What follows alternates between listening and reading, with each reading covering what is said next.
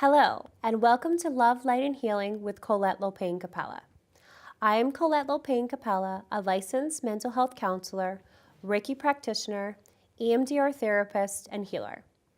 I am founder and director of New Day Vitality, located in Larchmont, New York, where we provide a holistic, alternative approach to psychotherapy and counseling. We offer individual, couples, group, family therapy, as well as Reiki energy healing and EMDR therapy. I'm so excited to have the opportunity to bring the show to the beautiful public and community of Larchmont and Mamaroneck. A little bit about me. I'm a wife, a fur mommy, an entrepreneur, and a true healer at heart. I've been practicing for many years and have had the profound honor of being a part of so many beautiful journeys to wellness and helping individuals live and be the best versions of themselves, mind, body, and spirit.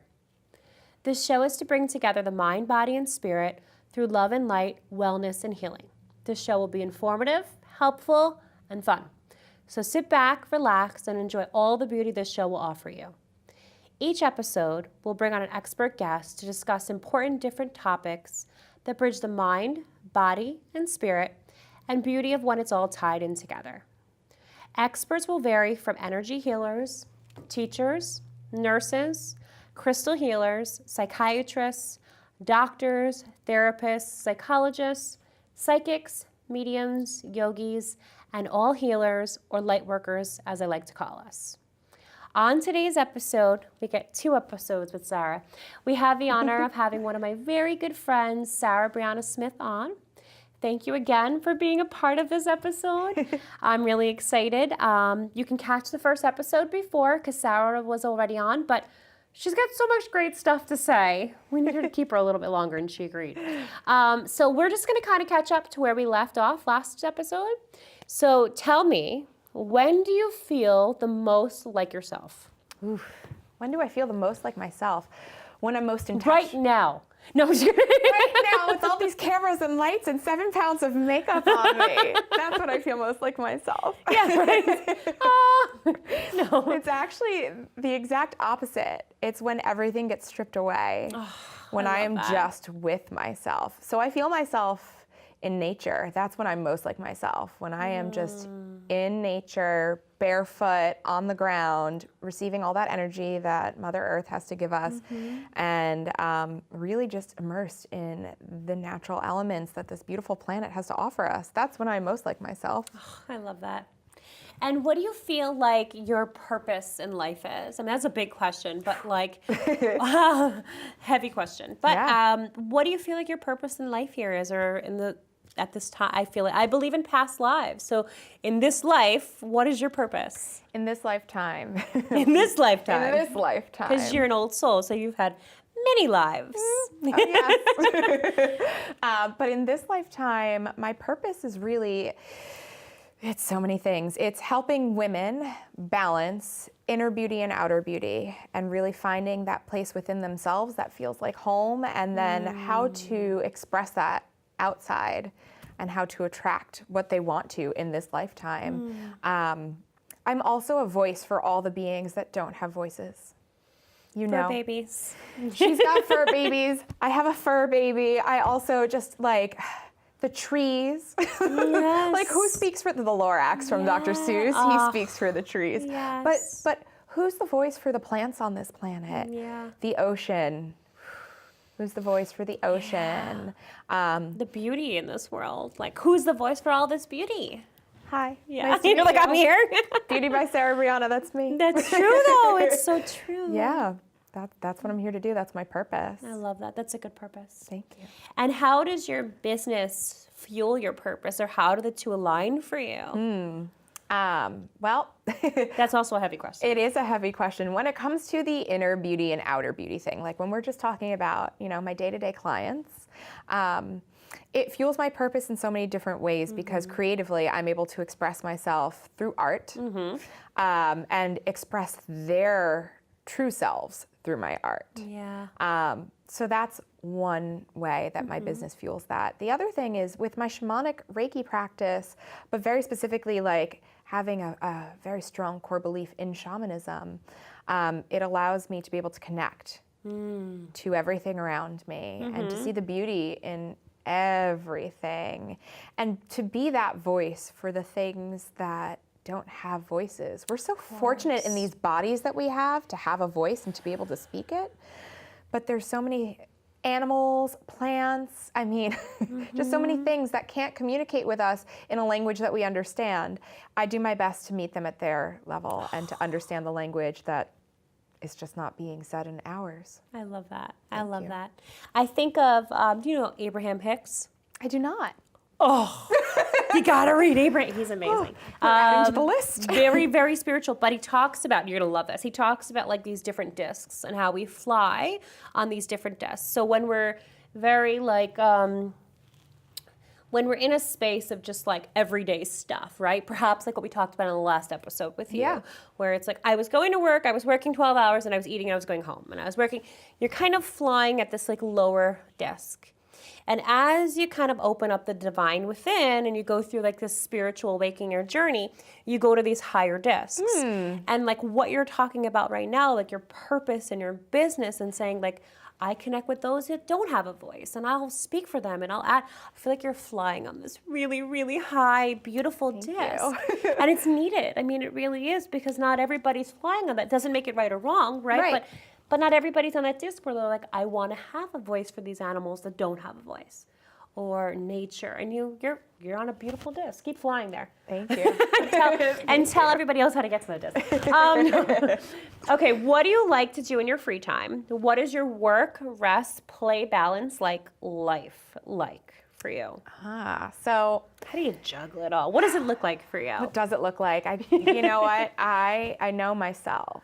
Let's start with that. Okay. Like I know myself really well. And so I know that I'm an early riser. Okay. I haven't always been that way. I'm an early riser. Yeah. How early? I get up between 5 and 6 every day. God bless you. But I leave an hour for coffee. I sit, I have my cup of coffee, and I don't start any practices. Like that is my first practice of the day. I've got so many friends that are cringing right now. I feel it. They're like, no, you're supposed to scrape your tongue. You're supposed to do this and that. Yeah. Here's what I do. I get up, I make my way to the coffee pot, and I hit that button. And then you just like sit and be for a little bit. I sit and I just be. It's not meditation. Because I was going to say, it sounds like meditation.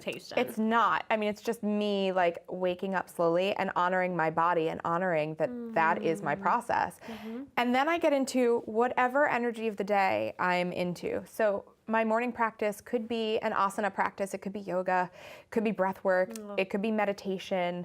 I do something. I like There's always something that is done. It could be going on a shamanic journey. I mean, there's so many different things to do. But it's all, that's my self-love, self-care practice. It's how I'm able to give back to everyone around me.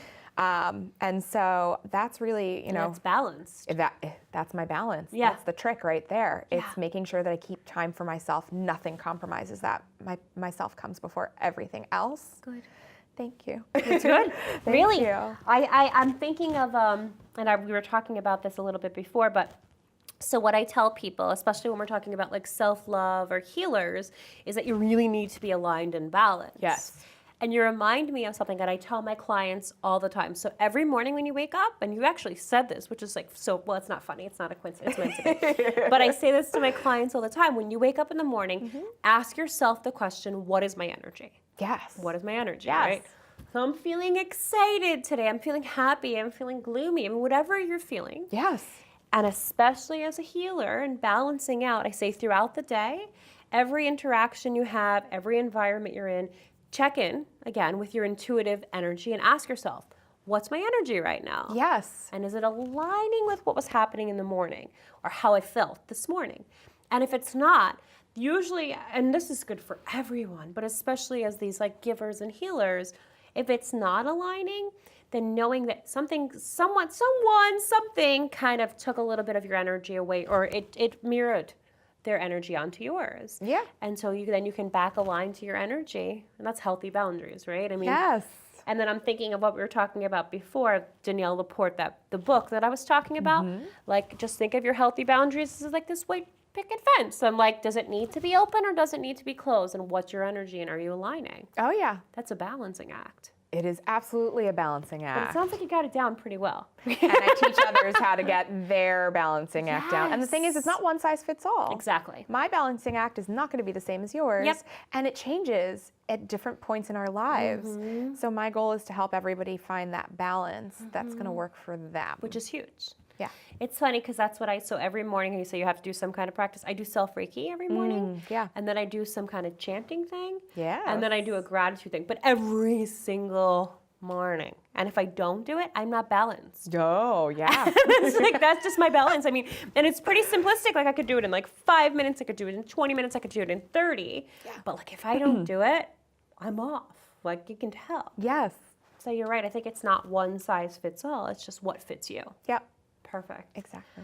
Okay. How do you make difficult decisions in your life? I feel like we're going to do we answer all these all questions of- with that. Oof. How do I make difficult decisions in my life? So I consult myself. I don't like seeking validation from external sources as much as, sometimes it's helpful to be like, I need advice on something. Yeah. The answer is, what all your course. answers are. I have a very strong connection with my spirit guides. Like, I'm just going to say it like I do. And I'll check in with them. They're a part of me. They're a piece of my soul. I'll check in with that and say, okay, what do I need to be doing right now? How do I make this decision?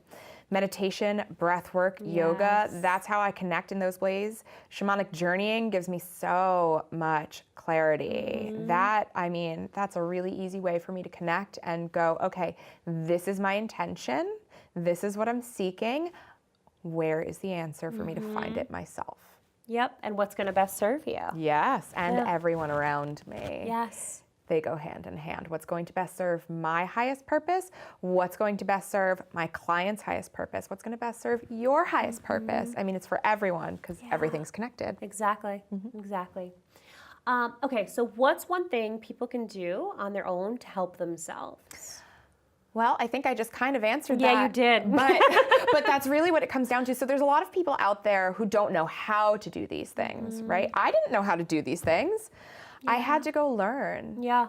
And it's a journey. I mean, it's not an easy journey. No. You ever see the Instagram picture? Yes. Where it's like what I think a spiritual is, and it's like I think a spiritual awakening looks like this, and it's like a woman like sitting there all smiley and happy and meditating, and what it really looks like is like this woman screaming. Yeah, this like crazy road all over the place, but you find yourself. You find yourself and true to yourself. Actually, that meme is perfect because it's not all, contrary to the show's title, which I love, it's not all love and light. That is ultimately the force that drives everything. Exactly. But the thing is, there's shadow work that is involved in that. And a lot of the work I do on myself, a lot of work I do with clients, it's shadow work. It's getting into those deep, dark places that you don't want to confront yourself. Exactly. This is the word that describes me the best, fearless. Because fearless is not the absence of fear, it's having the courage to move beyond it. There are so many times I've looked at fear directly in the face and been like, nope. Not today. Yes. It's a little Game of Thrones reference for anybody Yeah, watching. not today. Not today. Not happening. And so how can somebody, find those things for themselves without knowing? That's hard. That's why we go to healers. That's why we seek those people like yourself, like myself, to help guide people. And it's through that guiding, that shadow work, it's holding somebody's hand while they go into the deep, scary places. It's through that they're going to figure out what their self-practice looks like. Exactly. And what's going to work for them. And what's going to balance them out. Yeah. I always think of this quote, and I say it all the time, is unconditional love is life's most powerful healer. You probably heard me say that all the time. It's so good. It's so good. True. But that's where I think, like, even when you go into this, like, this healing, whatever it is, right? Whether it's spiritual or just for self-love, self-care, like, if you practice that mantra, that affirmation, unconditional love is life's most powerful healer, as you go into these dark spaces and you practice this unconditional love, like, you're going to get to the light. Exactly. It's going to lead you there. Exactly. So I love how you say that. Oh, thank you. So what are some tips for our spiritual beginners out there? So for the spiritual beginners out there, the first thing is know that you're not alone. There's a lot of people right now that are awakening to spirituality. Yeah. Because the world is a scary place. So the first thing is you don't have to do this alone. Seek out people that resonate with your energy. If you are drawn to somebody, if your intuition says, I don't know why I need to do this, but I need to do it, do it. That's not the easiest thing, but it is the most rewarding thing. That all being said, like the easiest way to just tap into this stuff, meditation. That's true. Yes. Sit with yourself in your silence and notice what happens. And it's a practice. So don't just do it once and be like, I meditated and my life did not align. Do it every day. Yes. For years. Yeah. And see what happens. What changes. And if meditation's not doing it for you, find someone who's going to meet you where you're at. You know, find somebody who's going to go, okay, that meditation doesn't work for you. Have you tried this kind of meditation, that kind of meditation? There's so many different ways to meditate. Yes. It's just finding the right one. Yeah. I think that's great advice. And I also tell people too to sort of, and what you're saying anyway, is just to be open. Yes. Right? Just be open to all of it. So it's not going to be like really an easy journey in a lot of ways, but it's going to be worth it. But to be open to all of it, you know, just open your arms to whatever you're going to receive, whatever you're going to go through. Might be a lot of shifts, but just take it in and receive it. Yeah.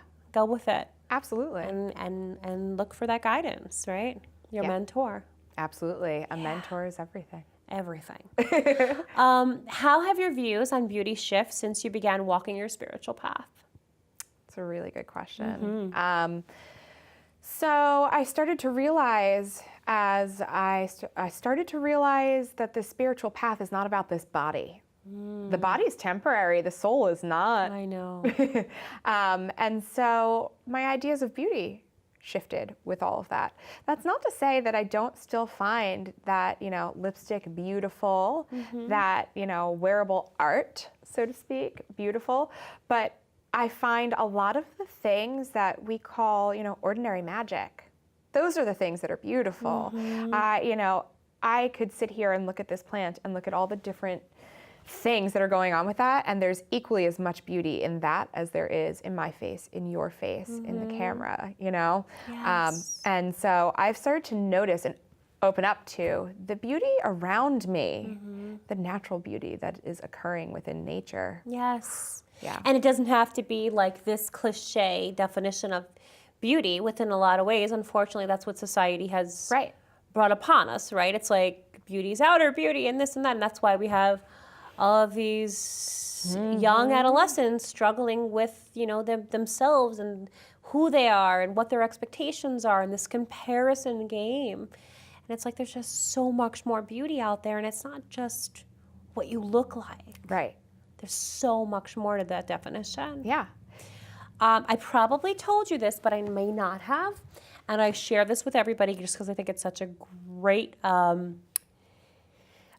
study, but also a great way to kind of look at beauty in life. So when I went to Sedona and we were in this training, the presenter asked us, like, what does everybody want out of life? And everybody's like, well, I want to live like this happy, long life. And so he starts asking us these questions. Well, how do you live a happy, long life, right? It's a loaded question. Yeah, it is. So he starts talking about the blue zone areas where these people sometimes live to like 106, 107, totally average, right?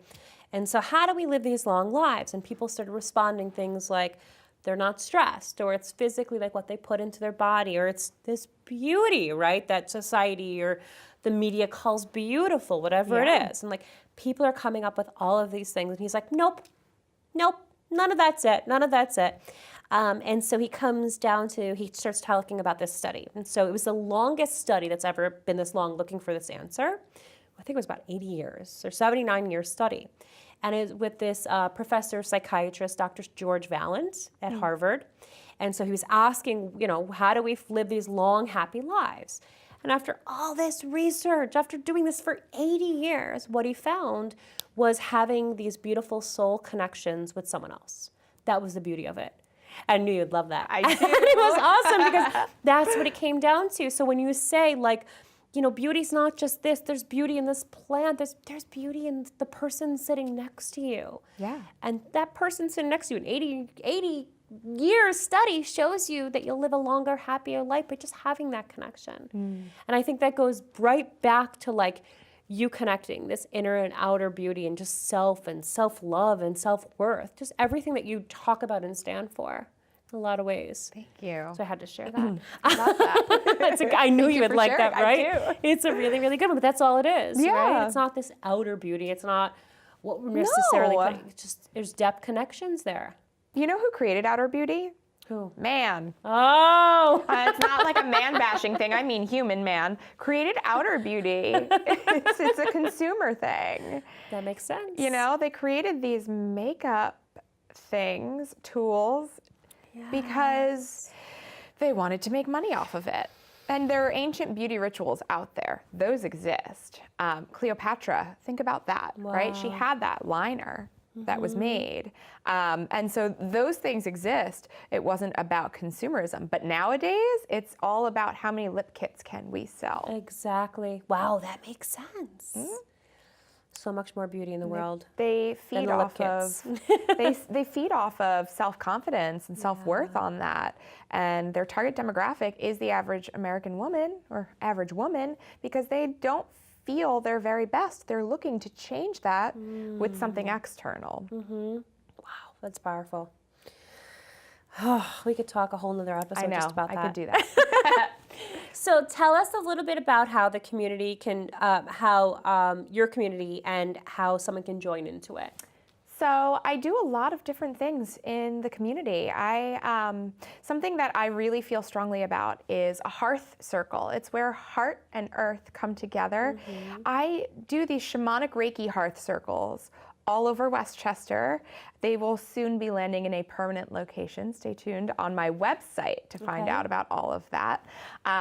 But these circles are so beautiful because of so many different things. The first one is it is a part of OMAC, Olympic Mountain Earth Wisdom Circle community. And so what they do at OMAC is they help preserve indigenous teachings and indigenous knowledge. And so the places where I get the information for shamanic Reiki, those are being preserved through this organization. And so I do it with just a heart full of gratitude for these people who have given this to me.